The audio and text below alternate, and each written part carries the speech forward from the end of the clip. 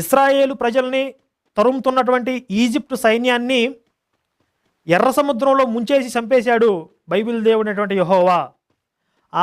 ఆ సైన్యంలో ఒక్కరు కూడా మిగిలి ఉండలేదు, అందరూ కూడా సముద్రంలో మునిగిపోయారు అని చెప్పి రాయబడింది.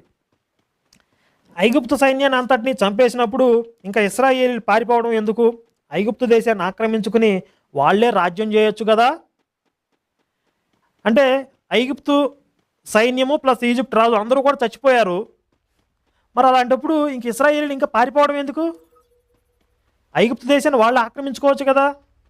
ఈజిప్ట్ దేశం అనేది కొంచెం సుభిక్షమైన దేశమే కదా, వాళ్ళకి ఎలాంటి అసౌకర్యం లేకుండా అన్ని వసతులు కలిగినటువంటి దేశమే కదా.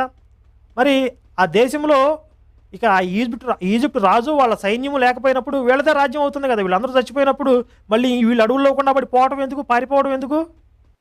చక్కగా